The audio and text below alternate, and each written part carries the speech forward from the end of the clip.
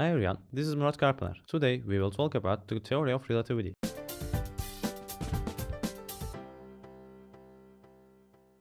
Before we start to talk about the theory itself, let's study etymology. Oxford Dictionary explains the word relative as existing or possessing a specified characteristic only in comparison to something else, not absolute. Now let's look up the word relativity. The absence of standards of absolute and universal application. But in physics, relativity is the dependence of various physical phenomena on relative motion of the observer and observed objects, especially regarding the nature and behavior of light, space, time, and gravity. That was a mouthful sentence. Okay, let's keep those dictionary explanations in mind and return our topic. Relativity is a theory that was put forward by Einstein in 1905. The same year, Galatasaray Football Club was founded. By the way, if the theory of relativity was as important as football in Turkey, can you imagine what kind of innovations we could do so far? You can write your opinion as comments. In sum, this theory says that time passes differently for the people with different speeds. We should know three things. First, speed of light is constant. It is same for every observer. Second, the highest speed can be reached is the light speed. And finally, if a matter reaches speed of light, it becomes light itself. I mean, it becomes energy. So if we travel as nearly as the speed of light, or